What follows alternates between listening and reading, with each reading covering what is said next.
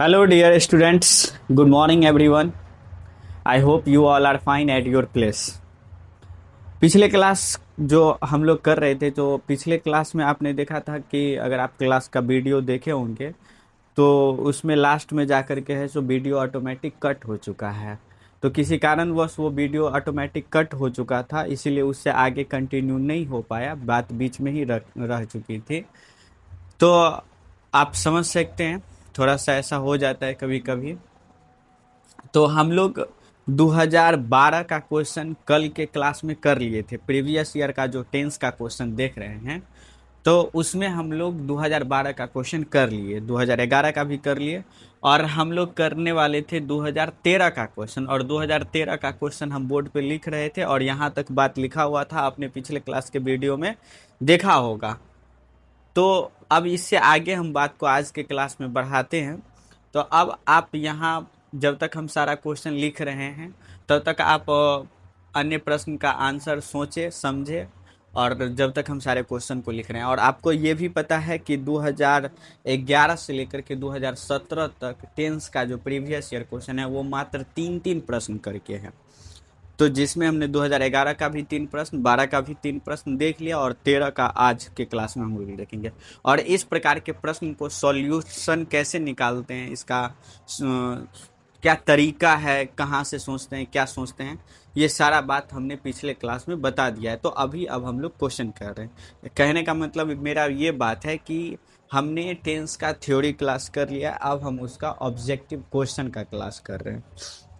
तो 2013 का दूसरा क्वेश्चन लिख रहे थे, तब तक आप प्रश्न का आंसर सोचिए कि क्या लिखा हुआ है। When he dash arrive I was reading a book. Question है आपका ये कि arrive I was reading a book. और 2013 का थर्ड प्रश्न है आपको कि they dash live here since 2005। Question है कि they dash live here since 2005। तो ये 2013 का ये टोटल 3 प्रश्न है। हमने आपको कहा था कि जब तक हम सारे प्रश्न को लिख रहे हैं तब तक आप प्रश्न को सोचिए कि क्या इसका आंसर होगा। तो आई होप आपने सोचा होगा। तो हमें ये देखने को मिल रहा है कि यहाँ पे जो भी वर्ड ब्रैकेट में लिखा है वो मेन वर्ब है जो कि V1 के फॉर्म में है। तो इस खाली स्थान में V1 के जैसा ही V1 ही भराएगा या V2 भराएगा या कुछ हेल्पिंग वर्ब ऐड होगा, क्या होगा नहीं होगा, कैसे ये हम इसमें पता लगा करके और सही आंसर को भरते हैं। तो कैसे पता लगाते हैं ये बात हमने आपको बताया है। तो पहली बात हम यहाँ पे फिर से एक बात देख रहे हैं कि यहाँ पे सेंटेंस में सब्जेक्ट के तुरंत बाद मेन वर्ब लगाने की बात हो रही है। तो क्या सब्जेक्ट के तुरंत बाद यदि कभी हम मेन वर्ब लगाते हैं तो हम कौन कौन सा मेन वर्ब लगा सकते हैं, ये बात हमने बात किया है। तो वो है V1 या V2 या V5 लगा सकते हैं सब्जेक्ट के तुरंत बाद यदि हमको मेन वर्ब लगाना होता है। तो V1 कब लगाते हैं, V2 कैसे कब लगाते हैं, ये सभी बातें हो चुकी है। तो हम सॉल्यूशन निकाल रहे हैं, आप सुनिए और समझिए कि अगर V1, V2 और V5 ये 3 ऑप्शन है कि आप इसमें लगा सकते हैं। तो आप सबसे पहले स्पेंड, SPEND, स्पेंड, स्पेंड का मतलब हिंदी में होता है आपको बिताना। तो ये इसका V1 होता है। और इसका V2 में होता है आपको SPENT, स्पेंट। और V3 में भी इसका S, यहाँ तो V5 है तो V5 बनाना है। V3 में भी इसका स्पेंट ही होता है। और V5 में अगर आप बनाते हैं तो आपको पता होगा कि V1 में S या ES जोड़ते हैं। और कब S या ES जोड़ते हैं सारी बातें हो चुकी है। अगर आपको जो V1, V2, V3 सब नहीं याद होगा, अगर हम कोई चीज़ लिखेंगे क्लास में क्वेश्चन सोल्व करने के माध्यम से उद्देश्य से, तो आप उसको अपने नोट कॉपी में लिखते रहिएगा तो आपके लिए ज़्यादा बेनिफिट होगा। तो बताइए, सब्जेक्ट आई है तो इसके साथ भी वन का प्रयोग हो सकता है कि नहीं हो सकता है? तो आप जब सिंपल प्रेजेंट का स्ट्रक्चर पढ़े होंगे तो वहाँ पे आपको पता होगा कि आई के साथ हम लोग भी वन का प्रयोग कर सकते हैं। आई चूंकि सिंगुलर सब्जेक्ट है फिर भी उसके साथ भी वन का प्रयोग संभव है, ऐसा ग्रामर के नियम के हिसाब से है। तो लगा सकते हैं, लेकिन कब लगाते हैं भी वन? सिर्फ सब्जेक्ट के साथ तालमेल मिल गया उससे क्या नहीं, भी वन तब जब हमारा क्वेश्चन प्रेजेंट में होगा तभी हम लगाएंगे, अन्यथा भी वन नहीं लगाएंगे। सब्जेक्ट के साथ उसका एडजस्टमेंट हो रहा है उससे बहस नहीं है। तो आप क्वेश्चन को पढ़ते हैं तब आपको पता लगता है कि क्वेश्चन आपका प्रेजेंट में है कि पास्ट में है कि फ्यूचर में है। तो क्वेश्चन को पढ़ते हैं कि I often my holiday with my parents. इस प्रश्न में कोई ऐसा वर्ड नहीं लगा हुआ है जिससे ये पता चले कि ये क्वेश्चन प्रेजेंट में नहीं बल्कि पास्ट में है।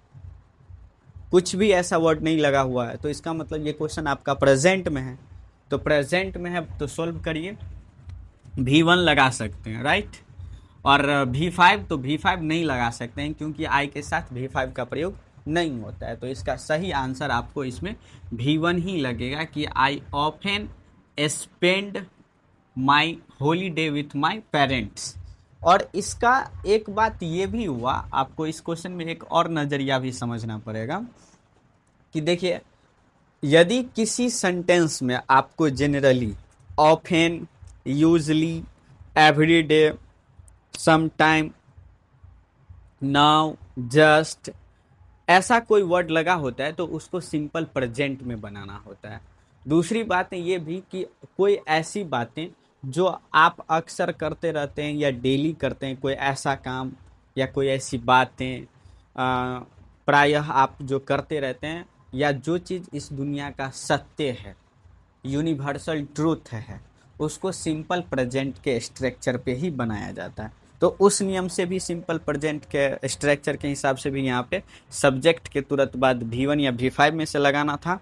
तो सब्जेक्ट आई है तो आई के साथ V1 का प्रयोग होता है, तो मैंने स्पेंड के जगह पे स्पेंड ही लिखा। तो ये इसका सॉल्यूशन है।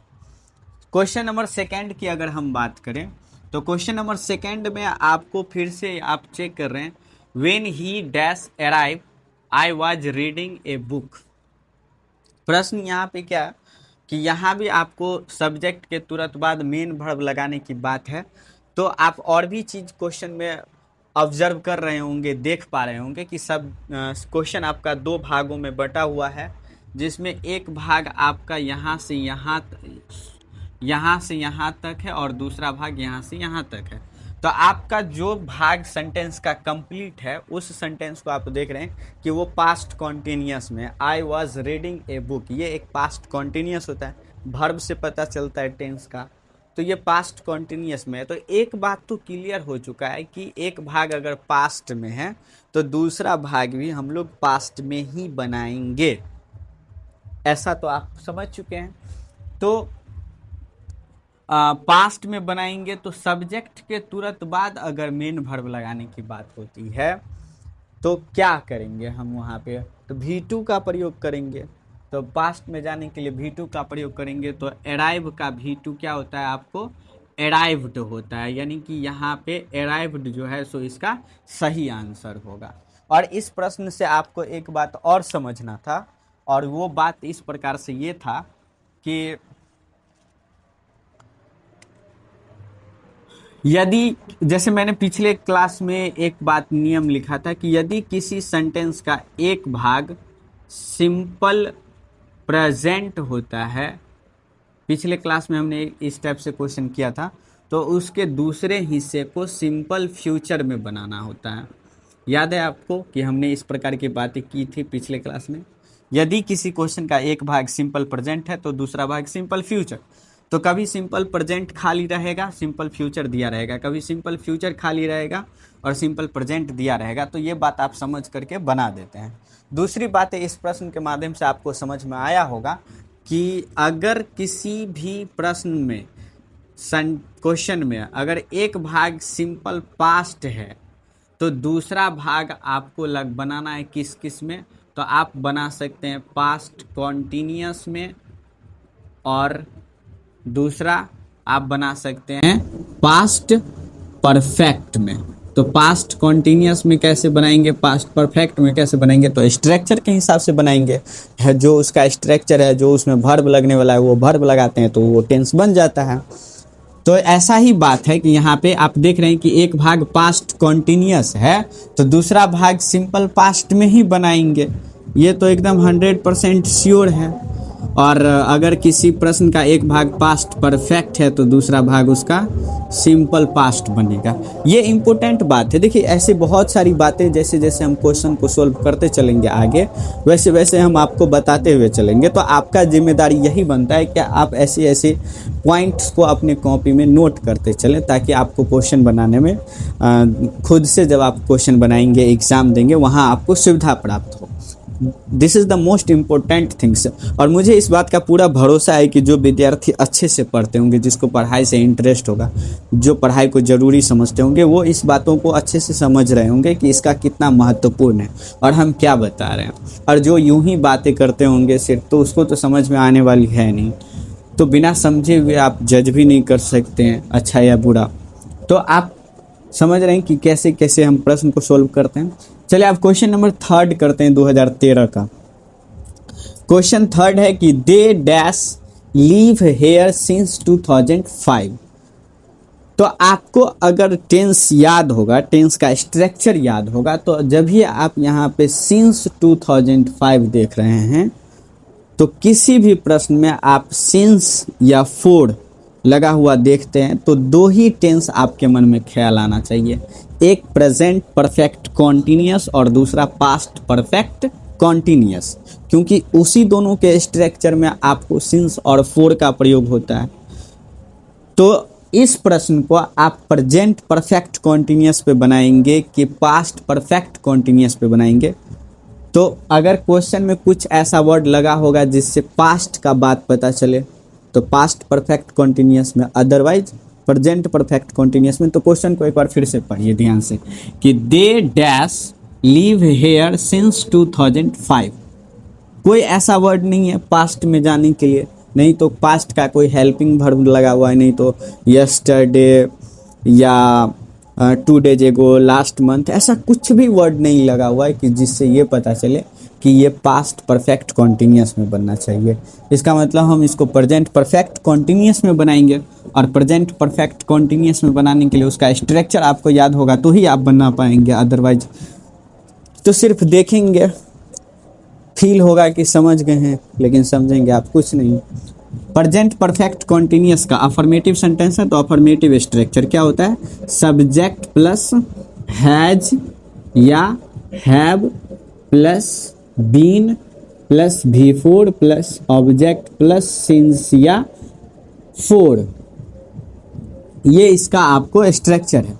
तो सब्जेक्ट है दे, तो उसके हिसाब से हैज या हैव आपको याद होगा कि हैज या हैव आप अपने हिसाब से नहीं, सब्जेक्ट के हिसाब से लगाते हैं। सब्जेक्ट आपका प्लूरल है तो हैव, अदरवाइज आप हैज लगाते हैं। तो दे आपका प्लूरल सब्जेक्ट है तो आप यहाँ पे देंगे पहले हैव, उसके बाद फिर क्या देना है, बीन, तो बीन तो सभी में लगेगा, बीन, और उसके बाद वर्ब बिफोर, तो ये तो V1 है यहाँ पे, इसका फोर्थ फॉर्म तो लिव है तो लिव का फोर्थ फॉर्म लिविंग हो जाएगा। They have been living here, और बाद बाकी चीज़ ऑब्जेक्ट के जगह पे हेयर सिंस 2005 तो है ही, सब कुछ तो है ही। तो ये 2013 का आपका 3 प्रश्न हुआ। अगर आपको ऐसा फील हो रहा होगा, समझ में आ रहा होगा कि बहुत स्लो हम बता रहे हैं, बहुत अधिक समय में बहुत कम प्रश्न बताते हैं, तो प्रश्न उस तरीके से समझने वाली बात है। मुझे ऐसा महसूस नहीं होता है कि आप बहुत जल्दी इस प्रश्न को समझ जाएंगे, समझ जाते होंगे, अच्छी बातें हैं। जो बहुत जल्दी समझते हैं वो थोड़ा अपना स्पीड बढ़ा करके देखेंगे, अदरवाइज मुझे सबको लेकर के चलना होता है। जो थोड़ा आराम से ही समझते हैं तो उसके लिए इस प्रकार का है। तो 2013 का प्रश्न आपने देखा। इसी प्रकार से अब हम लोग 2014 का प्रश्न देखते हैं। वहाँ भी आपको 2014 में भी आपको 3 प्रश्न ही देखने को मिलेगा। तो फिर से वही बात कहेंगे कि जब तक हम सारे प्रश्न लिखेंगे तब तक आप उन प्रश्नों का आंसर के बारे में सोचेंगे, और उसके बाद जब हम सॉल्यूशन करते हैं तो उस वक्त आप मिलाइए कि आपने जो बनाया वो आपका सही हुआ या गलत हुआ। और ईमानदारी से कमेंट के माध्यम से मुझे अपना बात शेयर करिए। आपका पहला प्रश्न है 2014 का कि he never dash tell a lie. He never dash tell a lie. Question number 2 है आपके पास।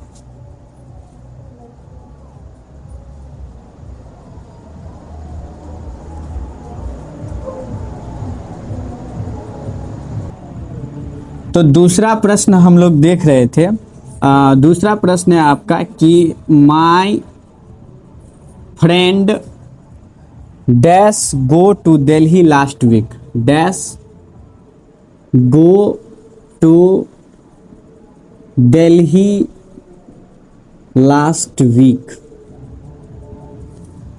और 2014 का तीसरा प्रश्न है आपको कि I dash read a novel now. I dash read a novel now. ये 3 प्रश्न है 2014 का। तो आप सोच लिए होंगे कि किस में क्या लगा होगा और किस में क्या लगेगा। तो आइए पहला प्रश्न सोल्व करते हैं। तो यही बात कि कौन से टेंस पे बनाएंगे इसको। यहाँ देख रहे हैं लिखा हुआ है कि he never dash tell a lie.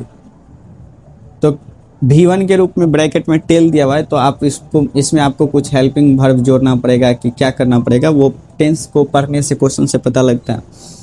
Never लगा हुआ हम देख रहे हैं इस टेंस में। तो नेवर का मतलब हिंदी में क्या होता है, कभी नहीं। तो कोई ऐसी बातें अभी हम लोगों ने किया है कि जो बात आप कभी नहीं करते हैं या कभी कभी करते हैं, उस बात को हम लोग सिंपल प्रेजेंट के स्ट्रक्चर पे बनाते हैं। या जो काम हम अक्सर करते रहते हैं, कभी नहीं करते हैं, डेली करते हैं, जो बात इस दुनिया का सत्य है। मैंने एक बताया था कि किसी सेंटेंस में आपको ऑफन लगा हो, यूजली लगा हो, समटाइम लगा हो, एवरीडे लगा हो, नाउ लगा हो, जस्ट लगा हो, ऐसे बहुत सारे वर्ड है, नेवर लगा हो, तो उसको हम लोग सिंपल प्रेजेंट पे बनाते हैं। तो मैं आपको ये नहीं कह रहा हूँ कि आप ये सारे वर्ड याद रखो कि ऐसा लगा रहेगा तो हम सिंपल इससे नहीं होगा काम। कुछ नया वर्ड है, आप बात को समझो। थ्योरी क्या है, सिचुएशन क्या है। सिचुएशन आपका ये है कि आपको तब लगाना है जब वो बात डेली करने वाला कोई कर रहा है या नहीं करता है, कभी नहीं करता है या कभी कभी करता है, या दुनिया का सत्य है। तो नेवर मतलब कभी नहीं। तो ये सिंपल प्रेजेंट पे बनेगा ये, और सिंपल प्रेजेंट के अफर्मेटिव पे बनेगा तो स्ट्रक्चर सब्जेक्ट प्लस V1 या V5। तो सब्जेक्ट आपका ही है और ही के साथ आप लगाते हैं V5। तो आप टेल का V5 बना करके यहाँ पे लगाएंगे टेल्स। इसका सही आंसर होगा। ही सिंगुलर सब्जेक्ट है तो सिंगुलर सब्जेक्ट में V5 लगता है। तो पहले प्रश्न का आंसर टेल्स होगा। दूसरा प्रश्न है आपका कि my friend dash go to Delhi last week. फिर से आप यहाँ पे क्वेश्चन में देख रहे हैं कि यहाँ पे लगा हुआ है लास्ट वीक। तो लास्ट वीक का मतलब पिछले सप्ताह। इससे पता चल गया कि इस क्वेश्चन को हमें पास्ट में बनाना है। तो पास्ट में बनाएंगे, सिंपल पास्ट के स्ट्रक्चर पे बनेगा ये। क्यों? क्योंकि यहाँ भी सब्जेक्ट के तुरंत बाद मेन वर्ब की तलाश है। ऐसा नहीं है कि हेल्पिंग वर्ब ऐड नहीं कर सकते हैं आवश्यक, तो हाँ बिल्कुल कर सकते हैं। पिछले प्रश्न में हम लोगों ने किया था जब 2013 का प्रश्न देख रहे थे।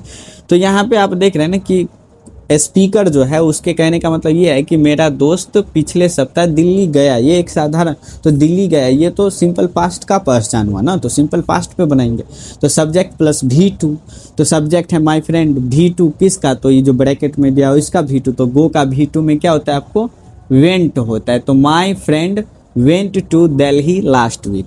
ये आपका सेकेंड प्रश्न हो गया 2014 का।